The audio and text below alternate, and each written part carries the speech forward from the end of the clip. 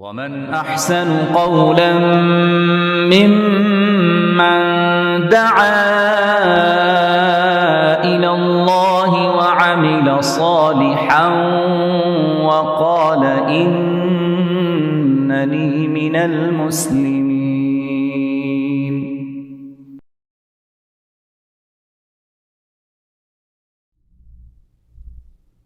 Bismillahirrahmanirrahim. Alhamdulillahi Rabbil Alameen. As-salatu was-salam ala Rasulihil Kareem. Rabbi shrah li sadri wa yassir li amri wahlul uqdatan min lisani yafqahu qawli. Allahumma faqqihna fid-din. Rabbi yassir wa la tu'assir wa tammim bil khair. Wa bika nasta'in ya aziz ya ghaffar. Dear viewers, assalamu alaikum and welcome to our last episode of this book, The Productive Muslim. It was a wonderful book to read and share with you all. And today we are going to be sharing with you all the last portion of the book, which is going to be about social productivity. There are two more chapters in the book. One is related to Ramadan and one is related to death. But we thought of not adding it because these are the topics that are very well, talked about, and there's so much information on that we can always find this information on many other, outlets as well. So today we are going to be sharing with you social productivity. That's an amazing topic. Usually we do not talk about that what can and what is meant by social productivity. So in the last episode we were talking about the physical productivity. The whole last section of the book was about physical productivity, and that is something we talk about a lot. We talk about our time management, we talk about our healthy habits, eating, exercise, and all of that. And the summary of what we discussed last time was that our bodies, mind, and the time we are given are entrusted to us by Allah. This was something that we took from that everything we have is an Aminah and we need to take care of that. Then another thing we learned was managing our sleep, managing our mind's inner focus. Managing time is only done by first measuring it and then planning and then procrastination. So these were some of the tips that we took from the last portion of the book. And today we will be talking about social productivity, which is going to be a very fun topic and a topic that you will really learn a lot from. As always, Afrin is here with me. We always share the discussion of the book. It makes it more robust as we exchange our ideas over. Afrin, assalamu alaikum. Walaikum assalam, Aminah. How are you, Afrin? Alhamdulillah. How did you like the book so far? It is very, very good, very thoughtful, thought-provoking. Thought-provoking book. So, yes, definitely. That teaches a lot. Yeah. So the author of the book starts this chapter, Social Productivity, by this quote that is unknown. He says, "The true measure of a man is how he treats someone who can do absolutely no good to him." Very thought-provoking. That, of course, when we socialize, we kind of think it's a two-way kind of relationships. And mostly we would like to continue those kinds of social interactions which are two-way. But here he's saying something very, very profound, that a true measure of a man is what he can do for someone who can do absolutely no good to him. And then he goes on and he says that, if we truly think, I think this is very, very good, the way he puts that. He says, though Muslims comprise of 1/4 of the world's population, our contribution to society barely reflects this ratio. And this is something that we always talk about, especially living in the West. Yes, what is the mindset of giving? Yes, there is a mindset of receiving, that, but where is the mindset of giving? That what are we giving to the society? Yes, we talk about many other issues in which the society is giving us discrimination. This is a fact. Muslims, they face discrimination. They face other things, of course. But again, reflect on this. The true measure of a man is how he treats someone. A society maybe treats us with Islamophobia, with discrimination and things like that. But what can we do for the society is a true measure of American Muslims. This is what I think. Afrin, what do you think? Absolutely. I agree. Yeah, so then he asks this question. He says that, where are the kivas of the Muslim world? Where is the change.org of the Muslim world? If we truly believe that we are the best nation sent to humanity, then we need to take leadership responsibility, because leadership is a responsibility. And Muslims, if Ummatul Wast, if that's what the Quran, the title, has given us, then how are we applying it as American Muslims living in the West? We are facing Islamophobia, discrimination, and all of that, and we do talk about that, but what are we giving? Let's talk about that today. And then, he continues with that. He says, narrated Anas radiallahu anhu, Prophet ﷺ said, help your brother where he is an oppressor or he is oppressed one. Very powerful hadith over here. Help your brother whether he's an oppressor or he's an oppressed. People asked, oh Allah, oh ya Rasulallah, how to help the oppressed? We can understand, helping the oppressed, but how do you help the oppressor? And the Prophet ﷺ said, by preventing him from oppressing others. But this can only be done if we have a very positive role in the society, very visible. Also, very visible role in the society, very positive. Only then and then people will pay attention to what we have to say and offer and receive help in that manner. So, Afreen, starting with you, what did you notice in the chapter that caught your attention? Would you like to share? Aminah, every time, I know this book is, of course, written by a Muslim author, and he brings in Islam all the time while he's explaining even the daily matters and productivity and all that. But just the beauty of Islam, it's always so eye-catching to see how Islam is so beautiful and so so wholesome. It's so wholesome. So just the way the author puts it here, how Allah subhanahu wa ta'ala has given all these orders, the pillars of Islam, and everything happens with somebody else. Like Allah has ordered us to do things, very few things that you can do by yourself. So, for example, over here it says Shahada, you have to do witnessing in the oneness of Allah has to be done with two people. Then he says Salah is recommended to do in congregation. Zakah is done with the other people, given to the other people. Then fasting, you're doing it with all the Muslim Ummah. It's on every single Muslim. The only thing that is not even mandatory, like it is something that is highly recommended, is the tahajjud prayer, which Allah says, okay, by yourself in the middle of the night. And I think even before that, just imagine the opening chapter of the Quran, where we are asking Allah for guidance, and we say, Ehdina, give us guidance. Yeah, even this na is us. The dua cannot even be just for myself. Of course there are du'as, but this is the opening of the Quran. And we're asking Allah for guidance, and we know that guidance is the biggest ni'mah that a person can have, and even that thing, we are saying, Ehdina, like give us guidance, even that is collective. SubhanAllah, it's really beautiful. So then he moves on to social energy and describing what it is. He says, what is social energy? Social energy comes when you spend time with other people in a stimulating environment. Think about the last time you were involved in a project involving other people. Just to share with you all, just a few weeks back, we had this event at the Masjid that we were doing with this organization called US Hunger.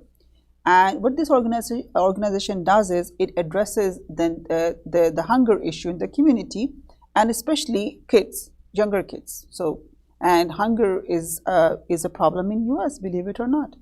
And they came and we were packing meals together.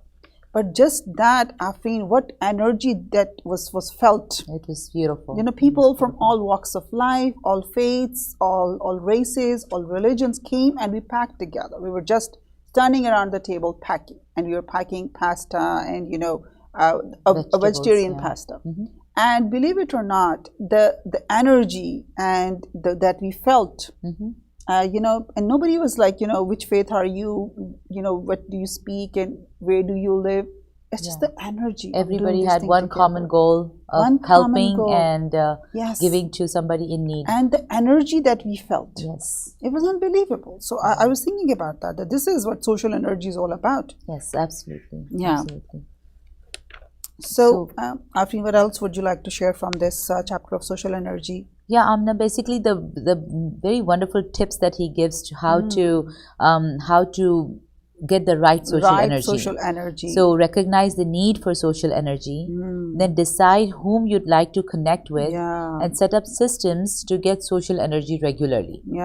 So to just read about it, the first step is to realize that you need to spend more time with people, and that your boredom and lack of energy is due to lack of social stimulants in your life. Imagine this. You know, this is something to think about. It is. Then decide whom you'd like to connect with. There are 4 categories of people whom I get my social energy from: family, friends, professional associates or teammates, and advisors or mentors. Collectively, I call these my own board of advisors, whom I deeply respect and can connect with at any time to gain wise advice and much needed social energy and motivation. Basically, the people that are close to you, that you're dealing with every single day. Yeah, and there are times we need to schedule time to spend with family, you know, and we need to schedule time to spend with friends. Then, you know, these are business associates or professional associates, and all of them will give you a different sort of social energy, but it will be there. Absolutely. Then recently I started an online mastermind group with Muslim entrepreneurs who all have interesting businesses and online sites. We meet quarterly on Google Hangouts, and it's always a very stimulating discussion we have together. Think about setting up such regular online, offline meetups with the 4 categories of people I mentioned above. And I really like what he said over here. Remember that you can't receive social energy on demand. I like that. Yeah. You know, because now I have time, I want you to spend time with me. This is wrong. No. This idea that setting up a system, maybe, you know, setting up this system with your friends, like meeting for coffee once a month, once a week, whatever works, or scheduling this time with family, or, you know, having this kind of, you know, hangouts and things like that. And, but also, Afreen, I think I was also wondering when I was reading that right social energy means there's also wrong social energy. Yeah, absolutely. So what is that, you know, dear viewers, what do you guys think? If you are with us on chat, tell us, what do you think is a wrong social energy?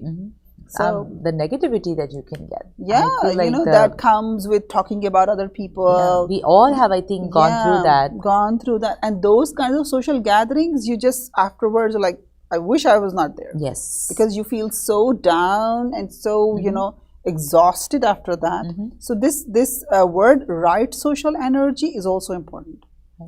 That what kind of social energy you know, are we looking for? So there is wrong social energy, there is right social energy too. Yeah. Then how, of course, Islam teaches us the right ways to help inbuilt system. Right. Yes. Yeah. So then some of the tips that he gives: regular mosque visits. And there's numerous studies done on that, dear viewers, that people who attend these religious congregations, no matter what faith, on a regular basis, they're happier, healthier, positive. This is important. Yes. Absolutely. Then encourage to be kind to neighbors. Encouragement when receiving invitations to visit the sick, to follow the funeral procession. Then encouragement of social etiquette and avoidance of social misbehaviors. Then encouragement to eat with people. This is good. Yes. You know, and it doesn't have to be fancy all the time. Yes, absolutely. It can be simple. You know, just everybody bring something and sit down together and eat and chat. You know, this kind of a thing, but then, right social energy, of course. Then last one, which is really affected these days, encouragement to strengthen ties of kinship. Oh, yes. The people have become so busy in their lives. I'm not like, just to mention to you, like, I visited one of the weddings recently, and it was very eye-opening for me to see. It was a wedding of a child, of course, and they're like, the mother and far off relatives, but the mother, and they have so many siblings. All the siblings were present in the wedding. Oh, wow. But none of the children were. Oh, so the cousins were not there. Cousins were not there.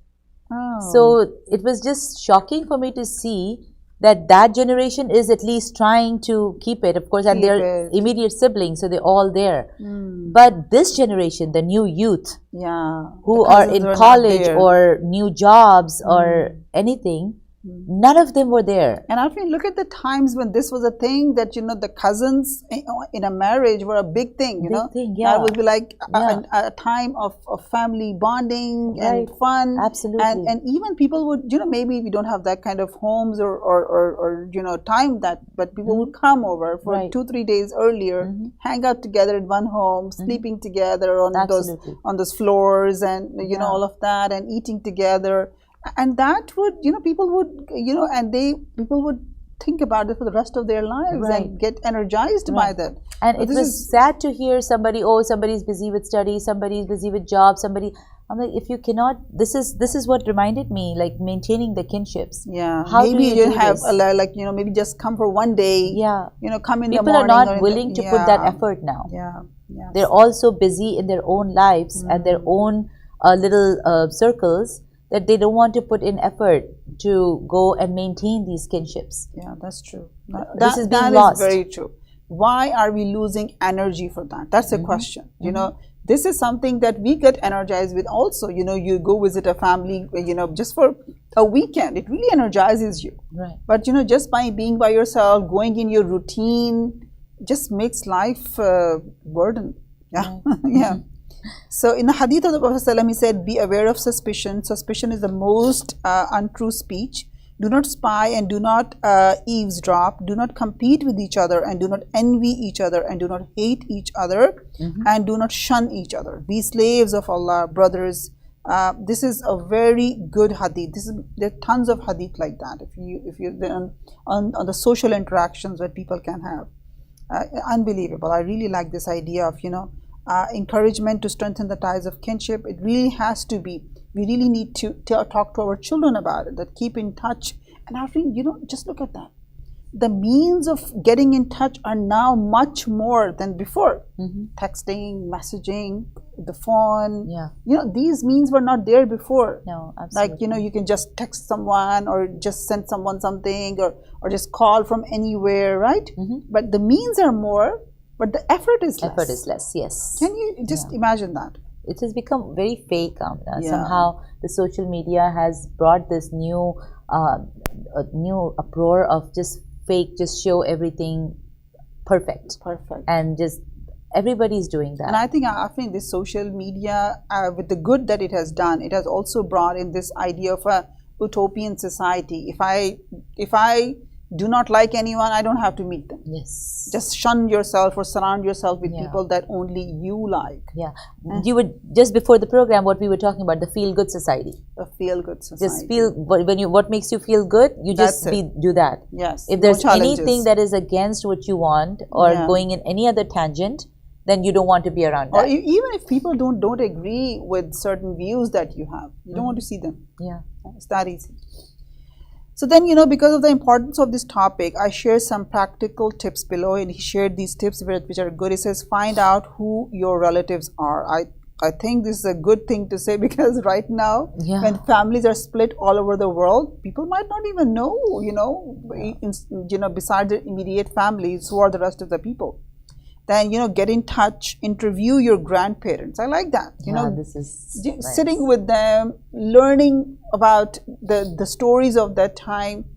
And that the hadith of the Prophet, one sign of Iman is that you give respect to a person with the hair that have gone white with age, is, this kind of a thing would be like. And this idea of, sitting with grandparents, listening to what they would share, their experiences.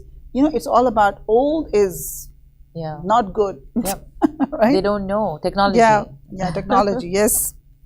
And this is also goes, visit and invite relatives for meals. Good tips. Good tips. And social focus, now we can get into that. Yes. So social focus will have 3: inner focus, outer focus, and other focus. The ability to be self-aware and focus on your inner thoughts and reflections is inner focus. Yeah. Then the ability to focus on others and on your relationships using empathy is other focus. Then the ability to be aware of your environment and the wider world we live in is outer focus. So this is good. This is something that when I was reading that, it reminded me of the spiritual term hudur. being mindful. And now I think October is a month of mental health. So there's so much focus right on mindfulness. That's what it is. That was always there. Like, be mindful of your surroundings. Like, live in the moment. If you're with your family, be with your family. Don't think about other things. If you are now at work, be at work. So this thing also enriches people more. So this question is really something that everybody, when anywhere you go, you listen to a lecture, you do something, you start with this question. Oh, so should I work on myself, or should I go and start helping others? That's good. It's always a challenge to be socially focused, especially when there are competing demands on your time. Remember the hadith of the Prophet ﷺ about responsibility that we have mentioned in chapter 2. He says, every one of you is guardian and is responsible for his charges. The ruler who has authority over people is a guardian and is responsible for them. So he's saying that, see what you are, understanding that you're responsible for those who your guardian, whether that's family, a teamwork, or local community, is the first step to being socially focused. So he's saying that, the people who are under you and who are dependent upon you, then you should be focusing on them. Your first focus. But I like this idea of circle of concern and circle of influence very much in this regard. Absolutely. Because sometimes focusing on others, we go too far. We go too far that even we think about and try to change things that we have no ability we have no to. Control. No control. I know people who stop doing so many things because the world is suffering. Really? They will not eat meat because there's so many people dying hungry. They will not. They have all the ni'mas, but because of course they have a very soft and a good heart, but they're focusing too much on this circle of concern. There is poverty, there is ghurbat, there's so much going on around, right? Like, so when they look at that, they become so sad and depressed that they start depriving themselves of things. Oh my goodness, no, I think this is a very good, and this is from Stephen Covey's book, The 7 Habits of Highly Effective People, and he talks about that circle of concern, circle of influence. We are concerned with world hunger. We are concerned with what's happening in the world. Yes, it is there, but see, where is my influence? If my influence is only my family members and I can maybe bring a change there, let's do that. And Aminah, my question to these people is, how does your suffering or your depriving of something help them? And Afreen, on the contrary, what you are doing, how is that affecting the people around who are you, so immediate to you? Absolutely. Is it really having a good change on them? That's also the thing. It's good to have a soft heart. It's good to feel the pain, but making yourself suffer for something else, it doesn't make sense to me. Right? I think it's a very good technique. Like, and sometimes we are so concerned about what's happening in that house and that house and that house, and not realizing that my influence is here. Let me change. As mothers, I feel very much, right? As mothers, many of us have a great influence on our children. And instead of, and I think sometimes people do that when they become too, maybe not too much volunteership, too much, out and about. They forget their homes. They forget their homes as well, and that can also create a lot of problem. Right. So it describes the circle of concern and circle of influence very nicely. Your circle of influence is comprised of those whom you can influence, including your family, friends, colleagues, team members, and so on. The circle of concern is the people you're concerned about, but can't truly do much to influence. Example, the 1.5 billion people living under poverty line. So this is the difference we have to understand. And focus that we can only affect or influence the people of influence. That are around us. We should be focused, and this is where he's saying, be focused on that. Yes, think about the rest, but be focused here on circle of influence. And he gives a very good example here. He says, I met a young man in Malaysia who ran a project called Hospitals Beyond Boundaries. Hospitals Beyond Boundaries, it was a classic example of a project that started with an applied focus on a circle of influence, and eventually it grew to encompass a circle of concern. Imagine that. Wow. Like, and this is a good example. He says this young man's family used to have a study circle where various people were invited to give small talks on occasions. One day the family invited an imam from Cambodia who happened to be visiting Malaysia. The imam spoke about the lack of appropriate medical facilities for Muslim Cambodians due to the discrimination they faced in Cambodia.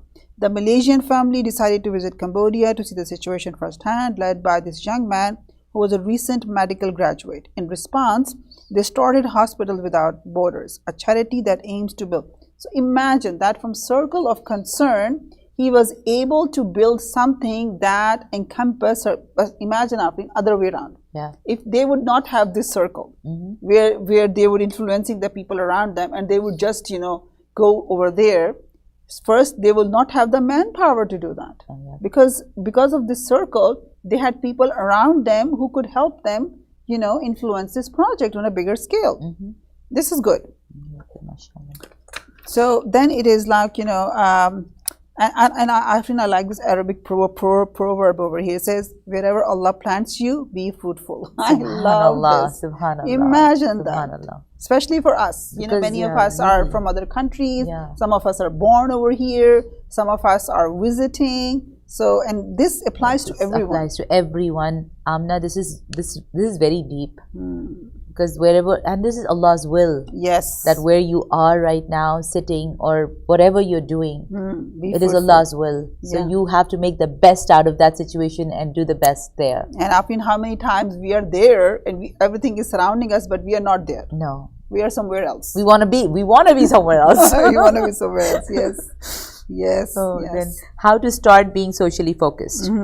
Find your passion and define it clearly. Find an area in your life that interests you. It can be anything. You are by no means bound to traditional subjects. If you care about it enough to share it, then someone out there will want to learn about it. Wow. Imagine. Develop skills in your area of interest. Educate yourself, basically, right? Then share your skills while teaching or volunteering. Once you learn, you give. You teach. I like this approach very much. You know why? Sometimes people are so anxious to do something that they forget to learn about it. Yes. And then what happens is that jump in. And then what happens is that sometimes we do more harm than good, right? So maybe I think I like his approach. The step approach is good. Allah has a plan for all of us. And to fulfill that plan, He has given us those passions. Some of us would like to study more. Some of us like to do, tangible things more. Some of us like to pick up causes and work for that. Some of us like to, bring people together. People have passions. But learn that. And many times we don't know what our passion is. And I have also seen people say, do not follow your passions. Just follow this and that. Why? Right? Allah has given you passions for that. Follow it. That's Allah's plan for you and me. Right? True, Amna. Then we come into social time. Amna, the perspective here for social time was really? When we say time management, the way the author put it is, what do you mean by time management? You cannot manage time because you don't have control over time. Time is fixed. It's going. You don't have, how can you manage time? Yes. You manage yourself with time according to the time given to you. Allah, exactly. This is so true. This is thinking, so true. Wow. Exactly. We always say time management, time management. It's not time management. It's your management. You manage yourself according to the time that is allotted to you. Wow. That's amazing. Wow. I think this is the kind of course that we need. We have too many time management courses. It gives you this illusion that you have control over time when you don't. No. Time is going. You can only manage your actions and what you want to do in the time that is allotted to you. And I think it happens every day. Maybe a day before you have like, okay, I'm going to do this. Something will come up next day. Something didn't happen. It didn't go the way you wanted it. Something more came to you. Now you have to do that as well. So you're right. It's the time managing us. We have to manage ourselves. Yes. So then, so he's giving two stages to that. He says, list all the roles that you currently play in your life: son, daughter, mother, wife, daughter-in-law, Muslim, neighbor, team member. Okay.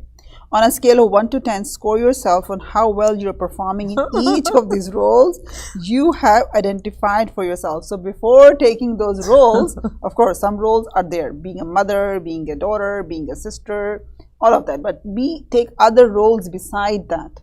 So I think this is a very good thing. How are we doing with the rest of the roles and before we take up more roles?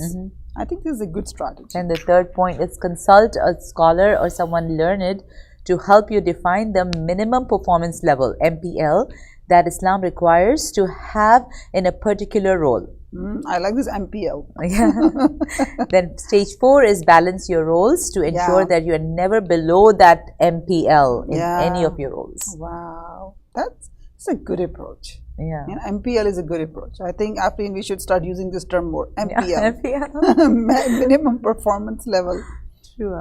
And stage 4 is balance your roles to ensure that you are never below the minimum performance level in any of your roles, because that's where our circle of influence suffers. Because when we are not giving them what they are supposed to receive from us, whatever circle of influence do we have, then that's not productivity. True. Yeah.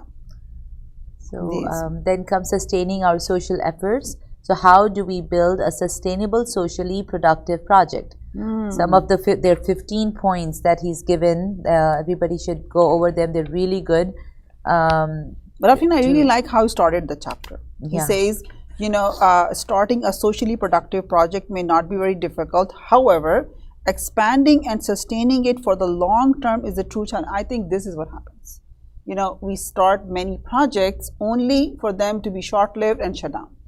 It doesn't happen for a long time. He says these projects start. It happens everywhere in our organizations, Masjid, schools, homes even. We start this study circle at home and just in 2 weeks it's done. Right? True. So it says, our inability to build sustainable, socially productive projects that grow from year to year is our biggest impediment to making a positive impact on the world. I totally agree. Yes. So the points that he gives are: keep your focus upon Allah, have a vision, think big but start small. Very nice. Yes. Then 5 is worth 20. I love this thing, that instead of just, this is the one thing I think that I have an issue with. Gathering people, and most of them are just distracted. Right? I think it's better if you have 5 people who are focused. And I love this term. 5 is worth 20 for any project. If we gather more and more people and it's only going to distract us, it's better that if we keep the number low to focused people. Absolutely. Yeah. One of the sisters has asked the book name. The book name is The Productive Muslim, and this is the last episode of this book. We have done about 8 episodes. It's called The Productive Muslim. It's a very good book, recommended to me. We highly recommend it. It can bring a huge change in our lives. Then he says, build a structure in your life, sincerity and hard work, seek and heed advice. This is also very important. Many people think that, I know it all. I don't need to ask anybody. That attitude, I think once a person has this attitude, I know it all, that's the beginning point of downfall. Failure, yes. Then do istikhara, always depend on Allah.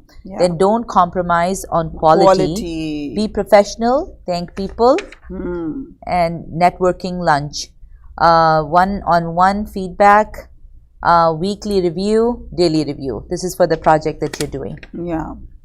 And I think this is a very good idea. He says always give feedback. I think this is important. Because you know what, dear viewers, none of us can see all sides of everything. Different people with different mindsets and different abilities will see different sides of the project. And I think taking all the feedback will make it more wholesome. True. Then in summary, Aminah, there's 5 points that he summarizes about the chapter. He says Islam is a community-based religion that encourages us to be socially productive. We need social energy to be active in our life and cannot live a life of seclusion for too long.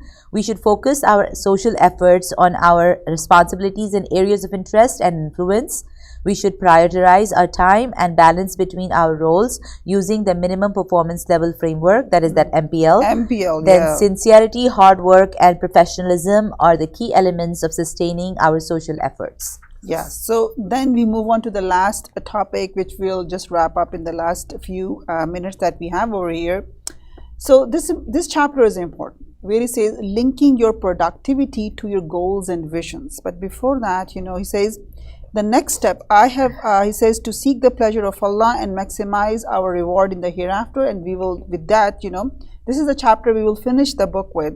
And he gives a very good pyramid at the end. He says purpose, vision, roles, values, and goals. I like this pyramid a lot. And he says that what's my purpose in life? What's my specific contribution? What's my productivity going to serve in this life? And I think, dear viewers, the most fundamental problem that human beings have, or I might say the basic fundamental human problem, is people are leading meaningless lives. For years they live that life, not knowing what is their role, how productive they are, what is the purpose, why are they doing what they are doing. And for years they live those meaningless lives, which is also making them unhappy, but they continue. And this is, I think, the basic fundamental human problem that brings a lot of issues in our lives. So he goes one by one into the pyramid, where he says that one is built upon the other. So the base is the purpose. Amna, I learned a lot from this pyramid when I was reading through this. In a way, like, mainly, I mean, let me just go back to, how when we start anything, we start with a goal in mind. He's saying that that's the wrong approach. He's saying that you should approach anything with this pyramid. Purpose. First, find the purpose, not the goal. And if you look at the pyramid, we start with the goal, but he put goal at the end. At the end. And he put purpose in the beginning. Yes. What is the purpose? Anything. Okay, fine. You wanna become a millionaire. Fine. That's your goal, right? Like, don't think of that. Think of the purpose of why you're doing this. Anything that you're doing. People don't think. People don't have the vision why they want to be. What kind of roles will they have to take up? What kind of values will they have to compromise or build upon? Right. So purpose is one. Then have a vision. Have a vision that is, it has to be built on the purpose. I like this bumper sticker on his car. He says, "A life without a vision is not worth living." Not worth living. I totally agree. I might get this bumper sticker as well. Then have the values to go with that. Don't give up on your values. Because you know what, Afri? When we reach our goals, compromising our values, we're not happy. Absolutely. If happiness is what we are seeking, and happiness, being happy with having the pleasure of Allah, that's not what we're gonna get if we compromise our values to reach that goal. So basically, once you have your vision about why you're doing this and how you're going to, like, what is the purpose, basically, have your vision to get to what you want to do, then define your role. And I love this thing about vision. He says, don't expect a lightning bolt to hit you, or to just wake up with a powerful vision. You need to work for a vision. It's not just gonna just have it one day. Then have roles. Define your role very clearly. And I think that it says the performance, basically, what all you're going to do, how, and reaching the MPL again. MPL in all these roles. All these roles. Yes. Then after that comes the goal. Then in the end, completely in the end. In the end. Yes. Keep your values and then your goal. We have our purpose, vision, roles, and values. Now we can set our goal. And I like this too, and I really like it. He says, if our goal of writing a book is connected to our vision of serving the ummah with beneficial knowledge, then ultimately the act of writing becomes a form of worship. The act of purchasing the equipment we need for writing becomes an act of worship. In fact, everything we do to serve that goal and vision becomes an act of worship. Because why? Because now we know that the goal we set up for ourselves are connected to our values, roles, vision, and ultimately our purpose, which is to please Allah.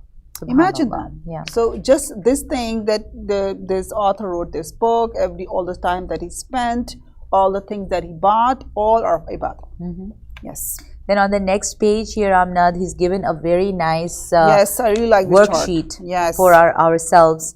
He has divided our life into different groups like Islam, personal, family, work, community, ummah, and humanity. And then, what do you want it for the next 5 months, 1 year, 5 years, 10 years? We never think like this. And also, I'm happy he put akhirah. Akhirah. Subhanallah. Imagine that this section is very good. It's not like, 5-year goal, 10-year goal. It says akhirah goal. Yeah. And I really like this because as Muslims, death is not the end of life for us. Death is a part of life for us. We know death is there. This is why it will define how we spend our lives. Yeah. So death is not the end of life. It is part of life. And this approach can only make us productive. And he says that this worksheet has two main aims: to ensure that you have reasonable balanced goals in every aspect of your life, and to connect your goals to your akhirah. Exam, imagine that. Such a wholesome thing. Yeah. Yes. So very nice. He gives you tips on how it works and how you can make all your goals starting from the purpose. Yes, yes. So then we have, it's very good that chapter 7, which is developing productive habits. And I really like what he said about what is habit. And before that, he puts a study. He says a study in Duke University in 2005 showed that 40% of people's daily actions are habits as opposed to conscious decisions. 40%. Wow. Like we are just on autopilot, not being aware of what we are doing. 40% of the things in our life in a day, we just do it on autopilot. We're not aware, we're not mindful. He says it's a good news because if you can build productive habits, you'll be performing the right actions on autopilot each day. Now, it's a good thing. He says, but if you have good habits, good news. Good news. But that doesn't happen. It doesn't happen like that. So what is a habit? He says, I wouldn't fret over the exact definition of habits. Expect to define a habit as something you repeatedly do. Yes. And then in the end, if you have bad habits. Yes. Yes. In The Power of Habits, Charles Duhigg outlines 3 important things to bear in mind about habit formation. It takes time. A habit is formed by 3 important components: the trigger, the routine, and the reward. I like this. Right. And then he says habits can change and adapt. Yes. It will take time, but habits can change. Yes. You can change the habits. So you can read the book in detail and see how he explains this. 3 things and how habits are formed. There are many other studies and books that talk about, what are habits. So then, he talks Islam and habits. When looking at the rituals of Islam, you'll notice that almost all of them have an inbuilt mechanism to become habits. I like this. This is good. He gives a very good method to crack the habit loop. A 30-day challenge, then you crack the loop, and then you do the replacement theory, and then develop your willpower, and then it's a very nice way how he puts that. Yes. So dear viewers, in the end, as very naturally after this topic, he brings Ramadan and habits. Of course, Ramadan is that month of the year where habits do get formed, and we need to capitalize on that.